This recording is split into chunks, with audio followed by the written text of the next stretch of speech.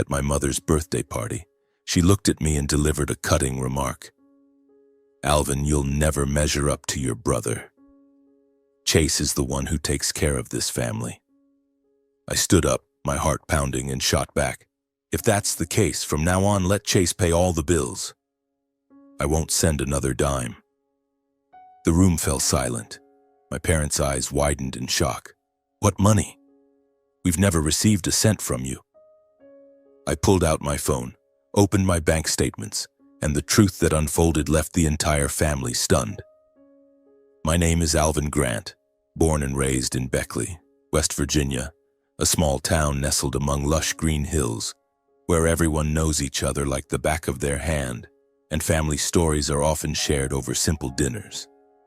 But my childhood was not that warm picture. It was a long series of days spent in the shadow of unfair comparisons, where I was always the one falling short, and my younger brother, Chase, was the shining star no one could rival. From a young age, I grew accustomed to being pushed to the sidelines, as if I were merely a supporting character in my own family's story. Chase, 4 years my junior, was born with a strange charisma, lively, eloquent, and skilled at charming adults with his radiant smiles or timely jokes. He was the true golden child, cherished by our parents and relatives like a treasure. At every gathering, all eyes were on Chase, while I sat there quietly waiting for a question or a kind word that rarely came. My father, Gordon Grant, was a coal miner, toiling day after day in dark, grimy tunnels, coming home with a face smeared with coal dust and calloused hands.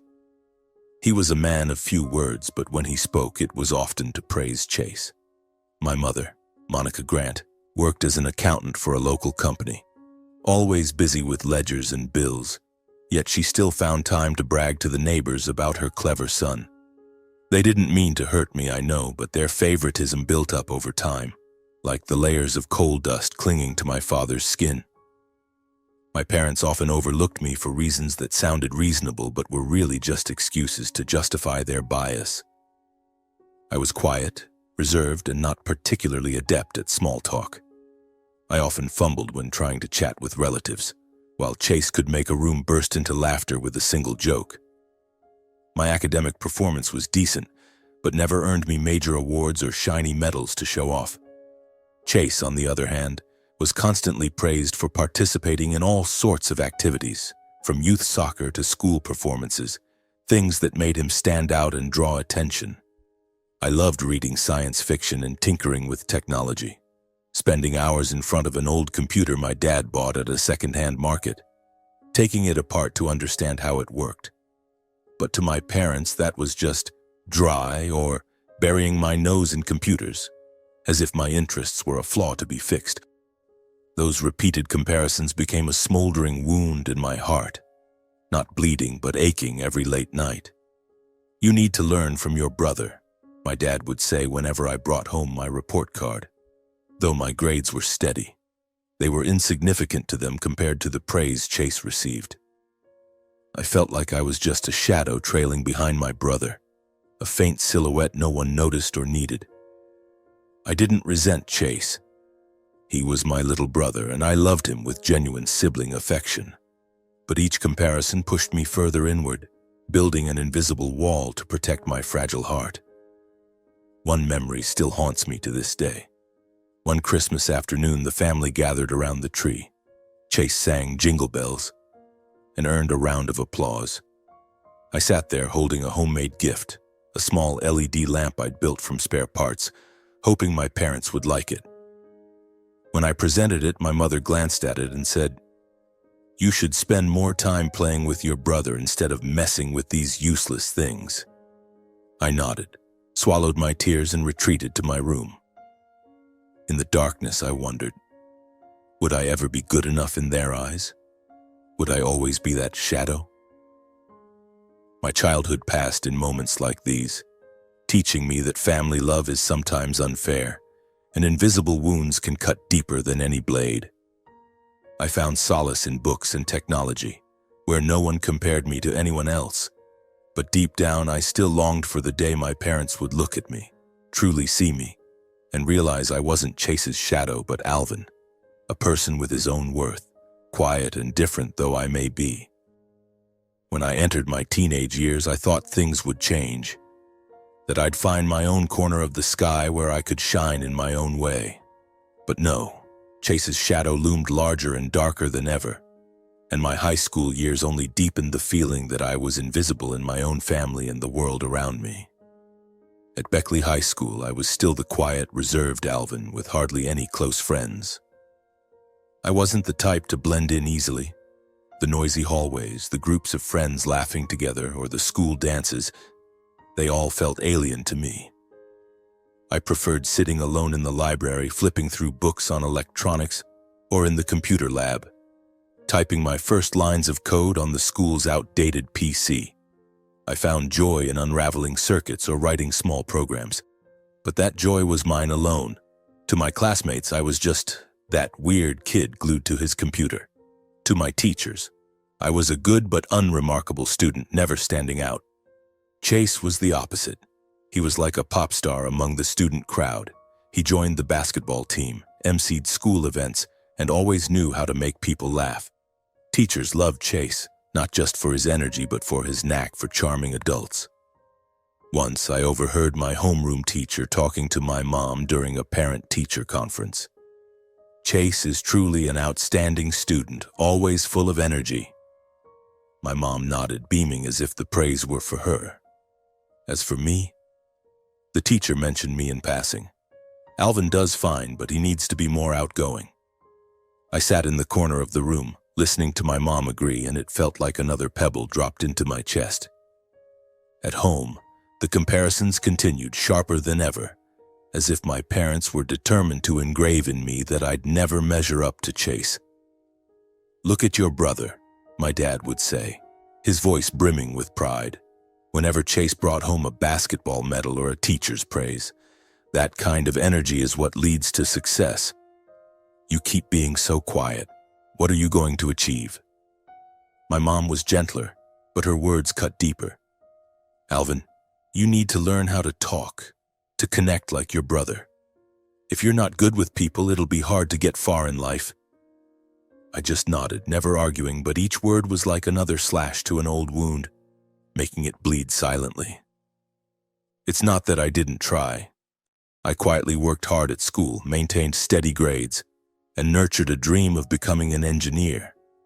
I loved engineering, the way circuits connected, the way lines of code created a smoothly functioning system, all of it logical and non-judgmental. In that world, I felt I had worth. I started researching colleges, especially West Virginia University, known for its reputable engineering program. I dreamed of one day standing in a lab, creating something of my own, proving I didn't need to be like Chase to succeed. But I kept that dream to myself because whenever I mentioned engineering, my mom would shake her head. "What good will those machines do? You should learn to communicate like your brother." Once I decided to try changing. I joined the school's science club, hoping to do something that would make my parents proud. My group built a small model rocket, and we were chosen to present it at the school's science fair. I prepared nervously, thinking this time my parents would see me differently. But on the day of the event, Chase had an important basketball game, and both my parents went to cheer for him. I stood on stage presenting our rocket, glancing at the audience and seeing their seats empty. Later at home, my mom only said, "I was busy watching your brother's game. Next time, let me know in advance so I can plan." I nodded, but deep down, I knew there wouldn't be a next time. When I received the acceptance letter from West Virginia University for the electrical engineering program, it felt like a ray of light piercing through the long, dark tunnel of my life. Standing at the university's gates, gazing at the towering lecture halls and modern laboratories filled with cutting-edge equipment, I told myself, this is where I belong. College wasn't just a chance to learn. It was a place where I hoped to shape who I was, to step out from Chase's shadow, and to prove that I had value, even if in a different way. My early days in Morgantown were like a parched man finding a stream. I dove into my studies with fervor, relishing the time spent in the lab tinkering with complex circuits or writing lines of code that made a small system run smoothly. Every time one of my programs executed successfully, with "Hello World" flashing on the screen, my heart raced, as if I'd just created a world of my own. I didn't need an audience or applause, just the knowledge that I was inching closer to my dream of becoming an engineer. While I buried myself in assignments and part-time jobs to cover tuition, Chase took a completely different path. He dropped out of college after just 1 year, declaring that school was restrictive and not for someone like him. Instead, he threw himself into freelance business, chasing ventures that sounded grandiose but were vague. He frequently called home, regaling our parents with tales of investment ideas, high-level connections with city entrepreneurs or life-changing plans he was pursuing. Whenever he visited, Chase appeared like a star, dressed in crisp new shirts, sporting the latest phone, and spinning stories about big contracts he was about to sign. I looked at him, wondering where the money came from when he didn't have a steady job. Our parents, as if following a familiar script, continued to favor Chase. They admired him, calling him a go-getter and a visionary. "Chase dares to step out and take risks," my dad said, his voice brimming with pride, while I sat quietly clutching my glass of water. "But you, Alvin, just working a regular job, what's that going to get you? You need to learn from your brother and dream big." Those words were like salt rubbed into an old wound, making it bleed silently. I wanted to scream that I was working hard, that every month I scrimped and saved to pay for tuition, rent, and expensive technical textbooks. But I stayed silent, as I always had, knowing that speaking up wouldn't change anything. What hurt the most was how my parents supported Chase without a thought for my struggles. To start his ventures, Chase frequently asked them for money, sometimes for a promising tech app, other times to wine and dine business partners at fancy dinners. My parents didn't hesitate to dip into their savings or even take out loans to give it to him. "Chase needs this opportunity to rise," my mom said, as if it were the most obvious thing in the world. Meanwhile, I had to fend for myself at college. Tuition, rent, food, books, everything depended on grueling part-time jobs.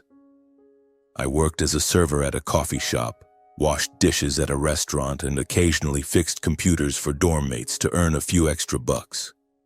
Once I hesitantly called my mom to ask for a small amount to buy a technical book required for a course. She sighed over the phone. "Things are tight, Alvin. I just sent money to Chase for his business. You'll have to manage." I hung up, sat in my rented room, stared at the stack of secondhand books on my desk, and told myself I had to try harder. My college years were like living as a machine, racing between studying, working, and chasing my engineering dreams. I maintained high grades and earned an internship at a small tech company in Morgantown, where I worked alongside real engineers. Excited, I shared the news with my parents over the phone, hoping they'd be proud.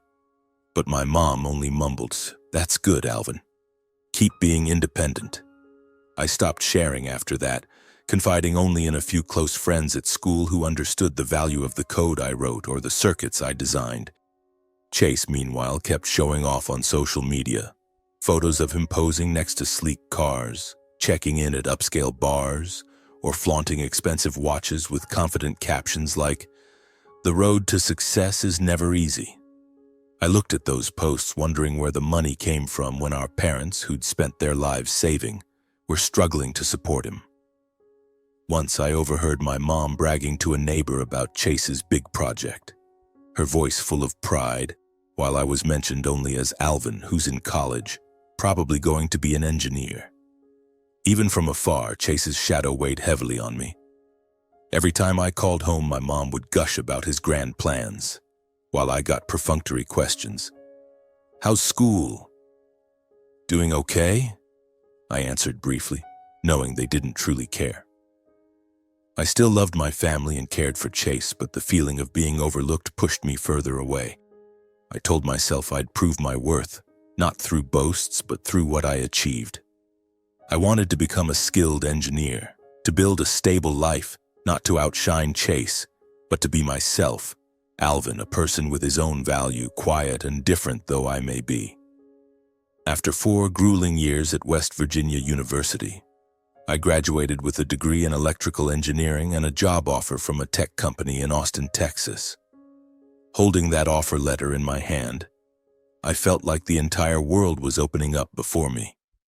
Austin was a vibrant city, a far cry from the quiet stillness of Beckley, with its towering skyscrapers, hipster coffee shops, and a booming tech community. My new job as a software engineer allowed me to work on exciting projects alongside passionate colleagues. My income was decent, enough to live comfortably in Austin, but I chose to live frugally. I rented a small apartment, ate simple meals, and allocated most of my salary to paying off the student loans still lingering from my college years. I didn't need fancy cars or expensive clothes, things Chase always flaunted. For me, stability was the most precious thing, something I'd earned through exhausting part-time shifts and sleepless nights studying. I wanted to build a solid life, not just for myself, but so that one day my parents might look at me with pride. But then, a phone call from Mom changed everything. Dad, after years of working in the coal mines, had to retire early due to declining health. The years of breathing coal dust had taken a toll on his lungs, and the doctor advised him against any heavy labor. Mom, who had always been accustomed to her accounting job, switched to part-time work due to her age and the stress of it all. The family's income plummeted, to the point where Mom had to pinch every penny to cover monthly expenses. Hearing her voice over the phone, filled with worry as she talked about utility bills and Dad's medication costs, made my heart ache. I decided to send money to support my parents each month. It wasn't an easy decision. Life in Austin wasn't cheap. But I couldn't stand by and watch them struggle. Every month I set aside a portion of my salary, about $2,500, to help them get by. I wanted to do this discreetly, without making my parents feel like I was showing off or doing anything grand. There was one problem, though. My parents, especially Mom, weren't savvy with bank transfers. They were used to cash, and every time I mentioned banking apps, Mom would complain, "It's too complicated." I thought of Chase, who still lived in Beckley, close to our parents. I called him, proposing what I thought was a convenient solution. I'd transfer the money to his account, and he'd withdraw it in cash to hand directly to our parents. "It's quick and simple," I said, and Chase agreed immediately, his voice brimming with enthusiasm. "Don't worry, big bro. I'll take care of it." I trusted Chase. Despite his flashy lifestyle and occasional irresponsibility, I still saw him as my little brother, someone who wouldn't do anything to harm our family. Every month I diligently transferred the money, including a note in the transaction description, for parents. I didn't check up on it or ask Mom if she'd received the money because I assumed it was a given. I just wanted them to live more comfortably, and I wanted to do it quietly, without anyone knowing I was behind it. I told myself that even if my parents never acknowledged my efforts, at least I was fulfilling my duty as a son. In Austin, my life was gradually falling into place. My job as a software engineer not only provided a stable income, but also brought me genuine joy. I loved mornings spent in the office, sipping black coffee, coding by the window with a view of the bustling streets below. But even though I was far from home, my responsibility toward my parents remained an inseparable part of me. After deciding to send $2,500 each month to my parents through Chase's account, I continued my work and life in Austin with the mindset that I was doing the right thing, quietly. I imagined my mom using that money to buy medicine for my dad, fix the leaking roof, or simply live more comfortably. I didn't call to check on things because I trusted Chase, my younger brother who grew up with me through our days in Beckley, to take care of the family on my behalf. That trust, looking back now, was perhaps my biggest mistake.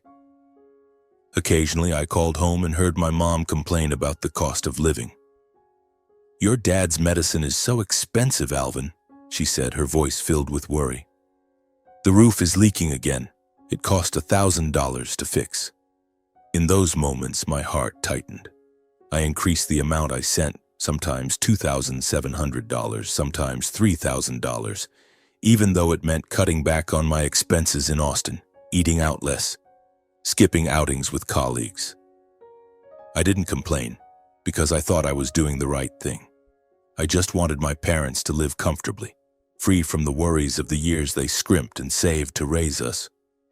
But while I lived frugally, Chase was becoming increasingly extravagant. Through social media, I saw him showing off a new car, a shiny SUV, and a designer watch glinting on his wrist in photos taken at upscale bars. He posted statuses brimming with confidence. Big work, big life. I looked at those posts and wondered where the money was coming from, since he was still freelancing with projects that were never quite clear. But I brushed aside my doubts, telling myself that maybe he had finally succeeded, that his investments had paid off. I didn't want to think ill of my brother, even though sometimes a small voice in my head warned me that something wasn't right. Amid my busy days in Austin, Pamela entered my life like a ray of warm sunshine. She worked in the company's marketing department with a radiant smile and eyes that knew how to listen. We started with short conversations during lunch breaks where I awkwardly talked about a stubborn coding bug and she shared details about a new ad campaign. Gradually, after-work coffee dates brought us closer together. Pamela wasn't just a girlfriend, she was my first true confidant. She helped me forget the grueling workdays, the sleepless nights worrying about money, and the lingering sadness of being compared to Chase. One evening, as we sat on a park bench under the soft glow of streetlights, I told her about my childhood in Beckley, about living in Chase's shadow, and about sending money to my parents through him. Pamela listened without judgment, then took my hand and said, "Alvin, you're doing a great thing by taking care of your parents, but you need to be more transparent. Let them know you're the one sending the money so they can see your heart." I smiled and brushed it off. "No need for that.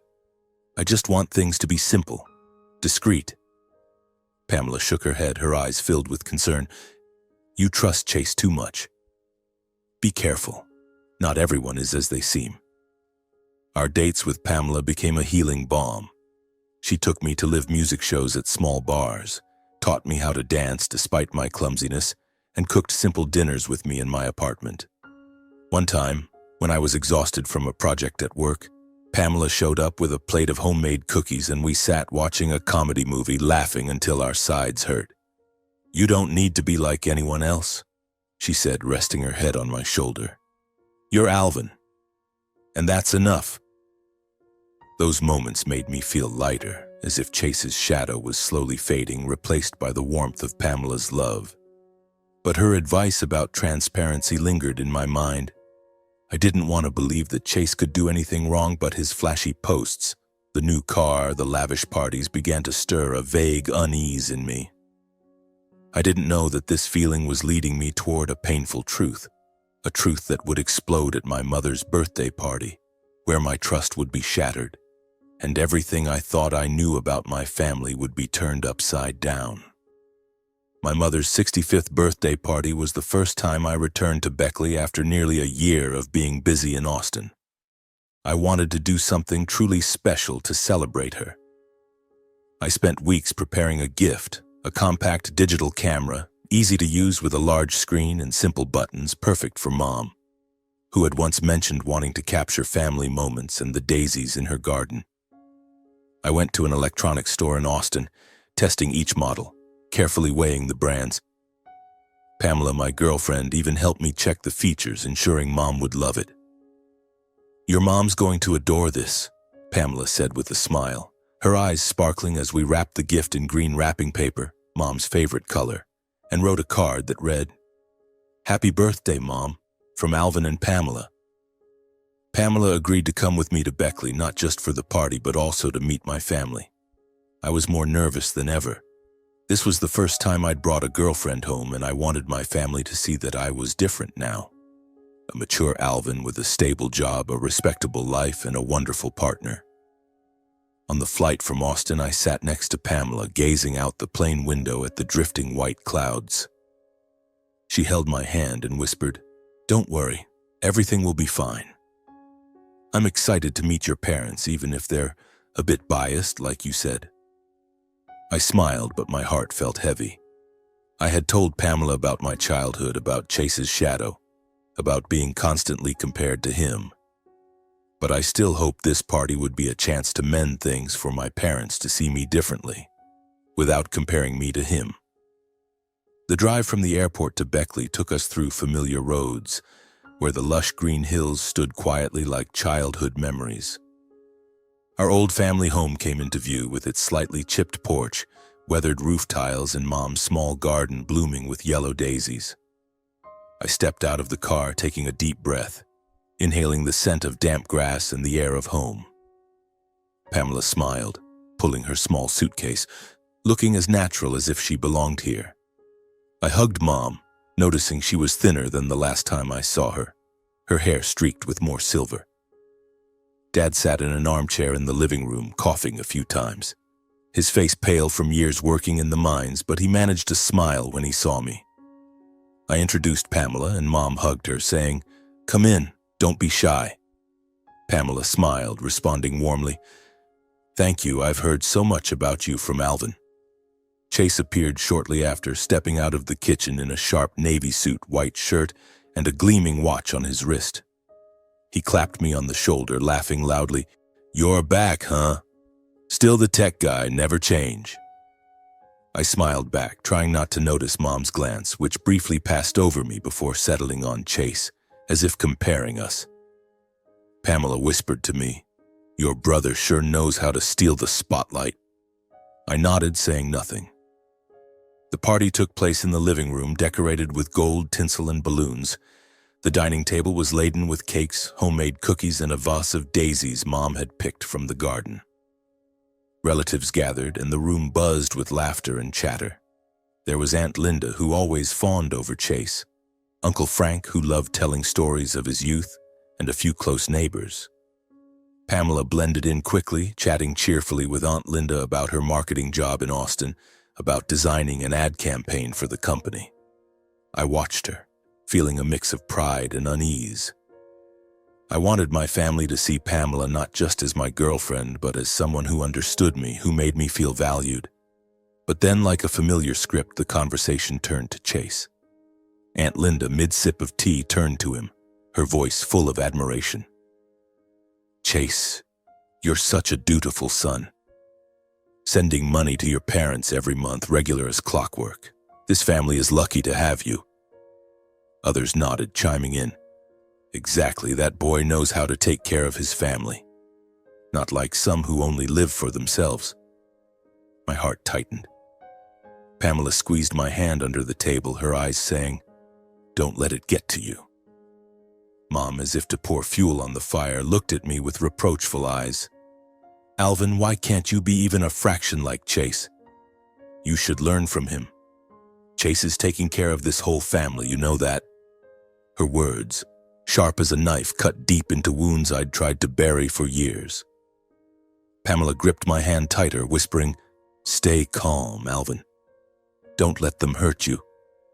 But I couldn't stay calm anymore. Years of holding back, years of hearing comparisons, years of quietly sending money without recognition. It all erupted inside me like an uncontrollable fire. I stood up abruptly, the wooden chair scraping loudly, startling everyone. My voice trembled but was resolute. "If that's the case, from now on let Chase handle all the bills. I'll stop sending money." The room fell silent, as if the air had been sucked out.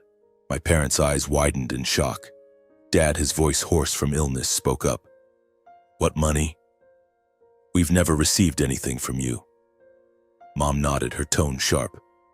"Alvin, don't talk nonsense.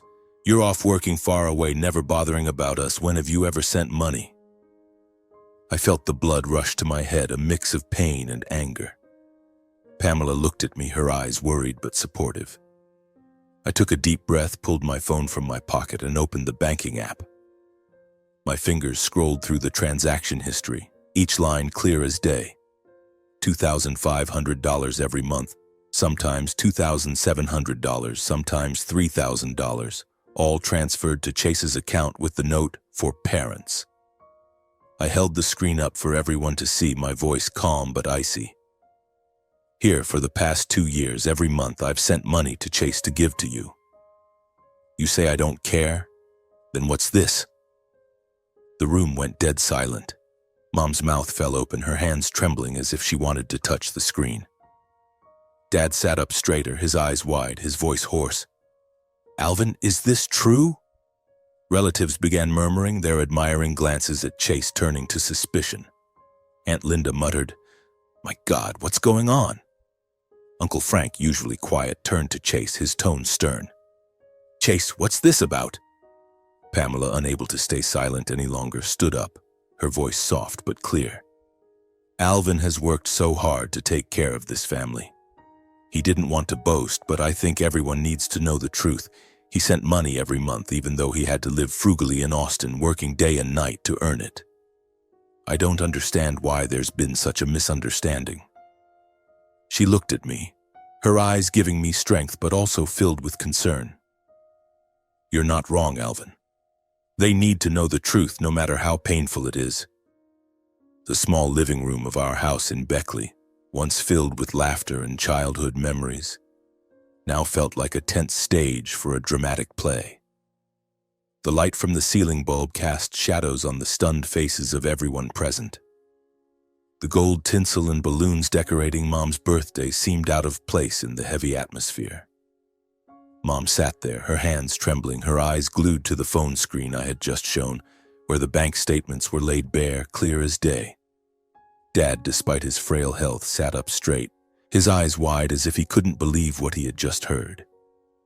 Relatives whispered among themselves, their gazes shifting between me and Chase, trying to process what had just unfolded.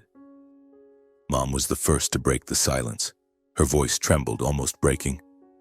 "Chase, you told me that money was from you. You said you were providing for us." She looked at Chase, her eyes filled with both pain and shock, as if a part of the world she had believed in had just crumbled. Chase bowed his head, his face flushed, his hands clenched into fists. He said nothing, sitting there like a child caught doing something wrong. I stood watching, my heart pounding. Not out of anger, but from a deeper pain. The pain of realizing that my younger brother, whom I had trusted completely, had betrayed that trust. Pamela looked at my mom, her eyes sincere yet serious. "Alvin loves this family, and he doesn't deserve to be misunderstood like this." Her words were like a cool breeze, soothing the storm of emotions raging inside me. Dad, his voice hoarse from illness, looked at Chase and asked, "Speak, Chase. What's the deal with that money? What did you do with what your brother sent?" His tone wasn't angry but carried a deep disappointment, as if he had just lost something precious.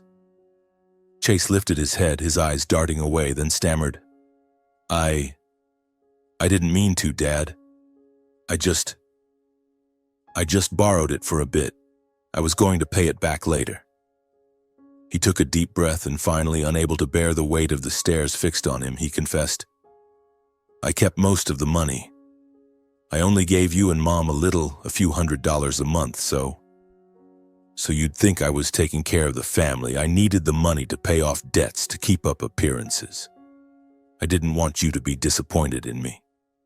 The room fell silent again, but this time it was a heavier silence, as if everyone was trying to digest Chase's confession.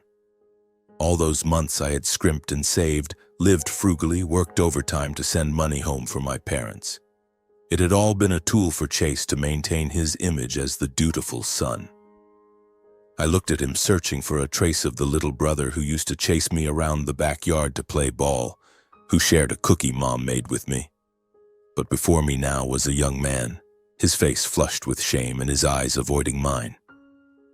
Pamela, standing beside me, spoke gently to the room. Alvin didn't want to make a big deal out of this. He just wanted his parents to live well without worries. But I think from now on things need to be clearer. Alvin deserves to be recognized, not for the money, but for his heart. She turned to me, her eyes soft. You make me proud, Alvin. I know you didn't want to boast, but today, you needed to speak up to protect yourself. Her words were like a cool breeze, easing the storm of emotions within me. But they also reminded me that if I had listened to her advice from the start, things might not have gone this far. Chase, after a long silence, finally spoke, his voice trembling. Alvin, I'm sorry. I didn't mean to hurt you. I got caught up in debt. My projects, they weren't like I said. I lost money, racked up debts, and I needed the money to keep up appearances so Mom and Dad wouldn't be disappointed. He bowed his head, his voice choking. I was wrong. I didn't think things would go this far. His confession left me both angry and pitying. Angry because he had lied and used me, but pitying because he was my brother, and I knew he was also a victim of the expectations he had placed on himself. The truth about Chase slowly came to light. The grand projects he boasted about on social media, the SUV, the designer watch, the lavish parties, were all funded by loans, debts, and worse, the money I had sent for our parents. He had used most of it to sustain his flashy lifestyle, giving our parents only a few $100s a month, just enough for them to think he was the dutiful son. I looked at him, my heart torn between pain and disappointment. But more than anything, I realized that the distance between us wasn't just a matter of personality. It was a matter of honesty. Mom covered her face, sobbing. She grabbed my hand, her voice trembling. Alvin, I'm so sorry. I didn't know you did so much. I was wrong all these years. Dad, his voice hoarse, looked at me with eyes full of regret. I was wrong, Alvin. I always thought you didn't care about the family, that Chase was the one looking out for us. I never imagined you. He trailed off as if unable to find the words. I saw his eyes redden, and for the first time in my life I felt he truly saw me. Not as Chase's shadow, but as his son. The relatives in the room, from Aunt Linda to Uncle Frank, began to murmur. Aunt Linda, who had always praised Chase, quietly set her teacup down, her eyes confused. Uncle Frank looked at me, his voice low. Alvin, I had no idea you were quietly doing so much. I always thought... He didn't finish, but his eyes, for the first time, held a respect I had never seen before. A neighbor whispered, Turns out Alvin's the one carrying the family? Who would have thought? I looked at everyone, my heart torn between pain and relief. The truth was out, but it didn't bring the joy I had expected. I only wanted my parents to live well, free from worries, but now I realized that my trust had been betrayed and my family had been clouded by lies and favoritism. Chase looked up, his eyes full of remorse. Alvin, I'll pay the money back. I promise. I'll make it right. But I didn't know if that promise was trustworthy. All I knew was that from this moment, everything in our family had changed forever. I took a deep breath, trying to keep my voice calm. Mom, Dad. I began, my gaze sweeping across the room. I didn't want things to come to this. All I ever wanted was for you to live well without worries. But what just happened? It's made me rethink everything. I can't continue like before. Mom looked at me, her eyes still brimming with tears, as if she wanted to say something, but I raised my hand to stop her. I needed to say everything, to set boundaries I had never dared to consider before. If you want me to keep supporting you, I said, my voice slow but resolute, I have some conditions. First, I don't want to hear any more comparisons between me and Chase. I've lived my whole life in his shadow and I'm tired of it. I'm Alvin, not some lesser version of Chase. I looked at Mom, then at Dad, my eyes not angry but firm. Second, from now on, every expense needs to be transparent. I'll send money directly to you or I'll pay the bills myself. I need to know my money is being used for its intended purpose. And third, Chase needs to contribute too. If he wants to be part of this family, he needs to take responsibility, not just make empty promises. The room fell silent. Mom nodded slowly, tears still streaming down her cheeks. Alvin, I agree, she said, her voice choked with emotion. I was wrong to compare you to your brother. I promise I won't do it again. I just wanted our family to be harmonious, but I made so many mistakes. Dad spoke up too. I agree, Alvin. You're right. From now on, everything will be transparent. We won't let this happen again. Chase, still bowing his head, finally looked up. His face was flushed, his eyes full of shame, but also a glimmer of determination. Alvin, he said, his voice trembling, I know I was wrong. I'm not just apologizing. I'll try to make things right. I'll contribute. I'll help Mom and Dad, and I'll live more responsibly. He looked at me, his eyes pleading for a chance. I don't want to lose this family, and I don't want you to think badly of me forever. His words, though I wasn't entirely sure I could trust them, softened my heart. Pamela, sitting beside me, gave a faint smile and whispered, You did well, Alvin. Setting boundaries is necessary, and I believe your family will understand. She turned to Mom, her voice gentle. Ma'am, I know this is hard, but Alvin just wants fairness and transparency in the family. He loves you and your husband so much. Mom nodded, grasping Pamela's hand, smiling as if she wanted to say something but couldn't find the words. What was supposed to be a joyful occasion had become a turning point for our family. Mom, after wiping her tears, stood up and hugged me tightly. My son, I'm so proud of you, she said, her voice trembling. I'll never forget what you've done. Dad, unable to stand, grasped my hand, his eyes full of gratitude. I felt a small spark of warmth in my heart, not because of the recognition, but because for the first time I felt my family's love, unclouded by comparisons. The birthday party ended quietly, with no one in the mood to cut the cake or raise glasses for a toast. Relatives left one by one, whispers about Chase and the truth that had just been revealed lingering in the air. Pamela held my hand, her eyes a steady anchor amidst the storm of emotions. Are you okay? She asked softly. I nodded, but inside I knew I needed time to process everything. The truth had been laid bare, leaving me with mixed feelings. Relief that I was finally seen, but pain that my trust in Chase had been shattered. I looked at Mom, Dad, and Chase, my family, the people I loved, and wondered if we could heal these cracks. In the months that followed, I returned to Austin and continued my work as a software engineer, but with a new resolve. I would care for my parents, but on my own terms, with clear boundaries. I opened a joint bank account with Mom, teaching her how to check the balance through an app, though she still complained it was too complicated. I sent money directly to that account, $2,500 each month, sometimes adding a bit more when Mom mentioned unexpected expenses, like fixing plumbing or buying new medication for Dad. But this time I ensured everything was transparent. I sent Mom copies of receipts, called to confirm she received the money, and asked for her verification.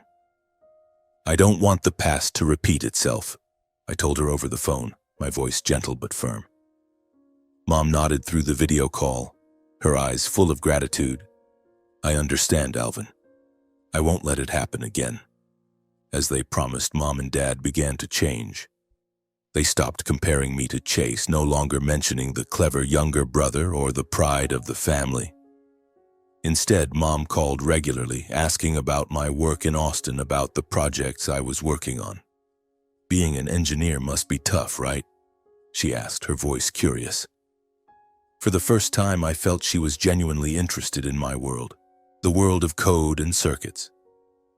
Dad, despite his failing health, started telling neighbors about Alvin, the engineer in the big city. Once he called me, his voice hoarse but warm.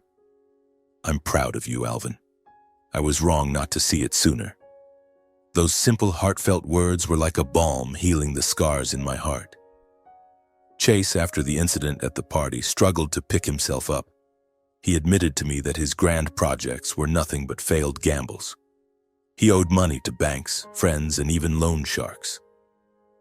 Alvin, I tried so hard to succeed, to make Mom and Dad proud, he said over the phone, his voice full of regret. But I went down the wrong path. I didn't know how to comfort him, but I advised him to find a stable job and start over. Chase nodded, and for the first time I saw him take his promise seriously.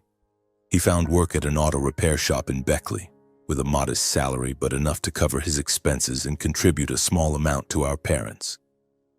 Each month he sent $300 home. Not much, but it was his first real effort to live responsibly. Mom told me Chase started spending more time at home, helping Dad fix the fence or taking her to the market. "He's trying, Alvin," she said softly.